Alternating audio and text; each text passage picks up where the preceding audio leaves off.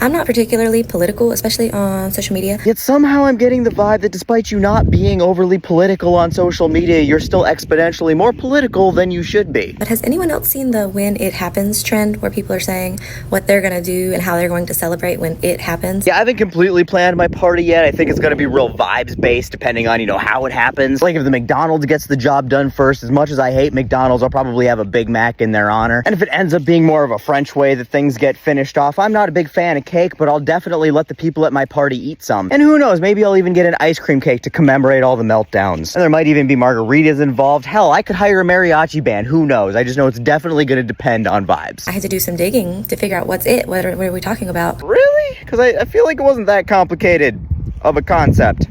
Because no one's explicitly saying it. Yeah, that was sort of the point, part of the joke. It's like a inside joke that wasn't really an inside joke because we didn't think that, anybody would not get it. But then to be fair, we definitely consistently underestimate certain people's stupidity. And I had to watch so many videos and read lots of comments and finally pieced it together. Case in point. People are talking about when Trump, the president of the United States of America, gets... Are you like a private eye or a secret agent or something? Because that is some crack detective work. I bet it never took you very long to figure out where in the world Carmen Sandiego was. It's gonna be soon.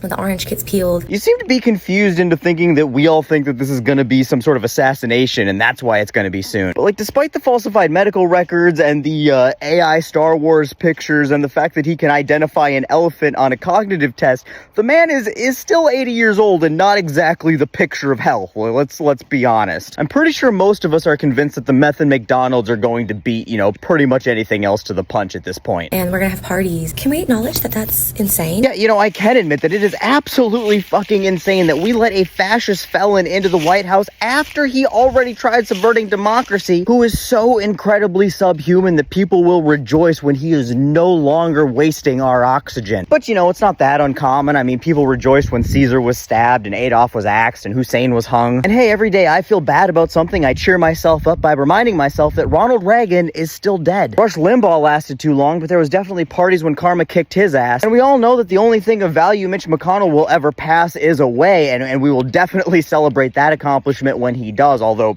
for fuck's sake, any day now. Come on, guys. So if we're being honest, celebrating horrible people not being able to hurt humanity anymore is really not that uncommon. I don't remember. That was never a thing with Biden or Obama, or this has never happened in the other direction. Excuse me? Where, pray tell, the fuck have you been? You don't remember this shit? People are just openly advocating for lynching the first black president, Obama.